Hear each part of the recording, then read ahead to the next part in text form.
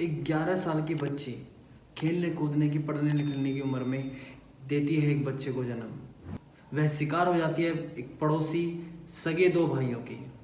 वह दो भाई उसके साथ दुष्कर्म करते हैं और 8 महीने तक लगातार दुष्कर्म करने के बाद परिजनों को बच्ची की पीड़िता पता लगती है और वह उस बच्ची को जब हॉस्पिटल ले जाते हैं तो हॉस्पिटल ले जाने के बाद पता चलता है, डॉक्टर बताते हैं कि वह बच्ची जो है 8 माह की गर्भवती है और वह एक बच्चे को जन्म देती है। बच्चे को जन्म देने के बाद वह सहमी हुई डरी हुई बच्ची सारी इस घटना का सच बताती है और उन दो सगे भाइयों को दोषी करार देती है।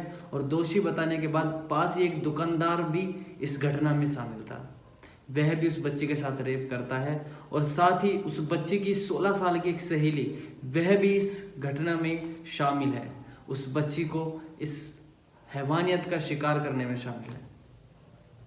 इन तीनों चारों के ऊपर केस दर्ज है। तो दोस्तों इस घटना का पूरा सच जानते हैं, ये बने रहिए हमारे साथ इस वीडियो के अंत तक। उससे पहले नमस्कार दोस्तों, मैं हेमंत सैन अपने यूट्यूब चैनल मेजर वारदात में आपका हार्दिक स्वागत करता हूँ।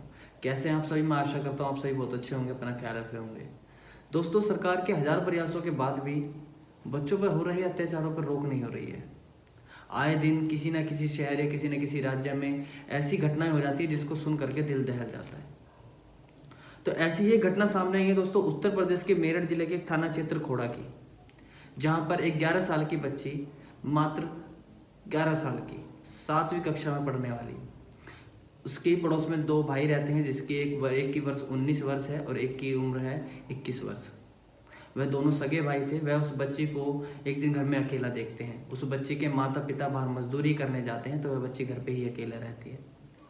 तो उस बच्ची को अकेला देखकर वह उसके साथ रेप जैसे घिनौने काम को अंजाम दे देते हैं। अंजाम देने के बाद उस बच्ची को इतना डरा देते हैं कि वह बच्ची चुपचाप रहती है, किसी को ना बताने की उसको डरा धमका देते हैं, मारने की धमकी देते हैं और उसके साथ लगातार आए दिन यही जुर्म करते रहते हैं, उसके साथ रेप करते रहते हैं दोनों भाई।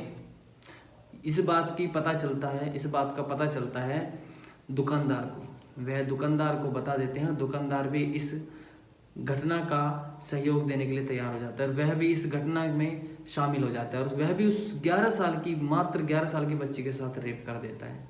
तीनों इस घटना को अंजाम देते रहते हैं और आता है एक दिन 15 जनवरी को इस घटना को अंजाम दिया गया। ये जो वारदात शुरू है 15 जनवरी से शुरू है, जिस बच्ची का रेप हो रहा है। तो होता यूँ है कि 8 माह बाद 5 सितंबर को वह बच्ची के पेट में बहुत ज़्यादा दर्द होता है। दर्द होने के बाद उसके माता पिता अचानक से देखते हैं कि इसको ऐसे कैसे दर्द होने लगे और वह इसको डॉक्टर के पास लेके जाते हैं। डॉक्टर के पास ले जाने के पास ही जब वह देखते हैं कि मेरठ के मेडिकल कॉलेज में उस बच्ची को भर्ती करवा देते हैं।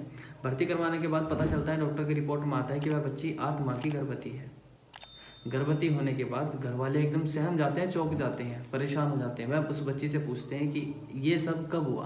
तो वह बच्ची बताती है कि वह 8 महीने से उनके ही पड़ोस में रहने वाले दो सगे भाइयों की शिकार हो रही है और साथ ही एक दुकानदार की भी, जिस इस घटना में शामिल उसकी एक सहेली 16 वर्ष की सहेली भी है।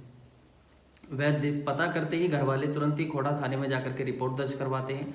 रिपोर्ट दर्ज करवाने के बाद 6 सितंबर को पुलिस उन दोनों को गिरफ्तार कर लेती है। दोनों सगे भाइयों को गिरफ्तार कर लेती है। गिरफ्तार करने के बाद उन दोनों के बताए जाने पर 30 सितंबर को वह दुकानदार भी पुलिस धर दबोच लेती है। दुकानदार को धर दबोचने के बाद 1 अक्टूबर को वह सहेली जो रहती है उस बच्ची की, पीड़ित बच्ची की जो सहेली रहती है 16 वर्ष की, उसको भी पुलिस धर दबोच लेती है। उसको गिरफ्तार करके बाल सुधार में भेज दिया जाता है। लड़कियों के बाल सुधार में भेज दिया जाता है क्योंकि वह नाबालिग थी। और उन दोनों सगे भाई और दुकानदार को जेल भेज दिया जाता है। जेल भेजने के बाद 5 अक्टूबर को वह बच्ची एक लड़के को जन्म देती है मेरठ के मेडिकल कॉलेज में। जन्म देने के बाद वह बच्ची अपने उस बच्चे की तरफ को देखती भी नहीं है और घर वाले उस बच्चे को एक्सेप्ट करने से मना कर देते हैं। वह उसको मना कर देते हैं और कह देते हैं इसको जहाँ रखना है रखो, पर इसको हम नहीं एक्सेप्ट करेंगे। तो इतने में पता चलता है कि 15 नवंबर को डीएनए की जांच रिपोर्ट आती है। डीएनए की जांच रिपोर्ट में पता चलता है कि जो दो सगे भाइयों में 21 वर्ष का जो बड़ा भाई था, वह उसका डीएनए जो है उस बच्चे से मैच हो जाता है, वह उसके पिता के रूप में सिद्ध हो जाता है। होने के बाद 23 दिसंबर को सारे गवाह की गवाही सुन ली जाती है। सबको मद्देनजर रखते हुए उनको सजा सुनाई जाती है 21 जनवरी 2023 को। दोनों आरोपियों को उम्र कैद की सजा सुनाई दी जाती है और उस दुकानदार को भी यही सजा दी जाती है।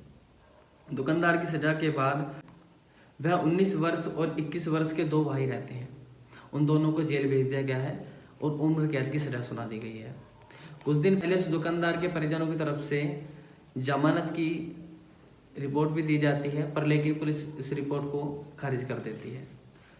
होता यह है कि दोस्तों वह बच्ची इतनी ज़्यादा डर गई, इतनी ज़्यादा परेशान हो गई कि वह आए दिन अपने माता पिता से पूछती रहती थी कि अदालत में आज क्या होगा, अदालत में आज क्या होगा। उसके माता पिता उसको यही दिलासा देते थे कि उसको फांसी की सज़ा दी जाए। उन्होंने फांसी की सज़ा की गुहार करी अदालत में, तो फांसी की सज़ा तो दी नहीं गई, पर लेकिन उस वकील, उनके जो आरोपी थे उनके वकील की तरफ से यह करार दी गई है कि वह जो 19 साल और 21 साल का लड़का है वह दो ही अपने माता पिता के सहारे हैं, तो अगर इन्हें फांसी की सज़ा दी जाएगी तो उनका पालन पोषण कैसा होगा। इस बात को मद्देनजर रखते हुए पुलिस उनको उम्र कैद की सज़ा सुना देती है, पर फांसी की सज़ा नहीं हो पाती। उस बच्ची के माता पिता इस बात को सोच करके बड़े परेशान हो जाते हैं कि ऐसे लोगों को अगर फांसी की सज़ा नहीं होगी तो आने वाले समय में ऐसे ही क्राइम बढ़ते रहेंगे। तो वह गुहार लगाते हैं कि उनको फांसी दी जाए, पर उनको फांसी भी नहीं दी गई है, उनको उम्र कैद की सज़ा सुनाई गई है। वो दोनों जेल में ही हैं। वह अपनी बच्ची को कोर्ट में इसलिए नहीं लेके जाते कि वह घर पर ही इतनी डरी हुई सहमी हुई रहती है कि परेशान सी हो गई है। खेलने कूदने की उम्र, पढ़ने लिखने की उम्र में वह बच्ची एक बच्चे को जन्म दे बैठी है। उस बच्चे को उन्होंने एक्सेप्ट नहीं किया और वह बच्चा जो है पुलिस के ही कस्टडी में है, जो कि अब अनाथ आश्रम में भेज दिया गया है। यह बच्चा अनाथ आश्रम में है क्योंकि उन्होंने एक्सेप्ट नहीं किया है। और उस बच्ची की आप बीती अगर कोई भी सुनता है तो उसकी आंखों से आंसू निकलने लग जाते हैं। उस बच्ची के घर पे वो जो आरोपी हैं उसके माता पिता आए दिन आते रहते थे फैसले के लिए आते थे, फिर लेकिन उसको मारने की भी धमकी दे दी एक दिन, जिसकी धमकी के ऊपर उस लड़की के माता पिता ने खोड़ा थाने में रिपोर्ट दर्ज कराई है उनके खिलाफ भी।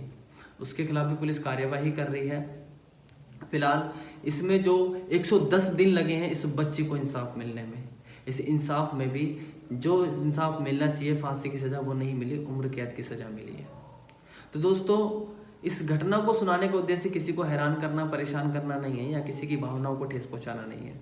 हमारा सिर्फ इतना मकसद है कि आप जागरूक हो।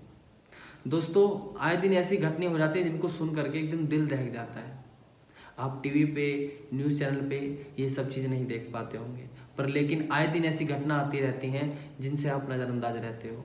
तो ऐसी ही घटनाओं से रूबरू होने के लिए हमारे मेजर वारदात चैनल को सब्सक्राइब कर लीजिए, ताकि आए दिन नई वीडियो आपको सूचना जल्द से जल्द मिल जाए। और दोस्तों आपकी इसमें क्या राय है, उन दो आरोपियों को क्या सज़ा मिलनी चाहिए, आप अपनी राय हमारे कमेंट बॉक्स में दे सकते हैं। तो दोस्तों चलते हैं, इस वीडियो के साथ विदाई लेते हैं। तो मिलेंगे फिर अगली किसी ऐसी सच्ची घटना के साथ। तब तक के लिए अपना ध्यान रखें, सुरक्षित रहें। नमस्कार।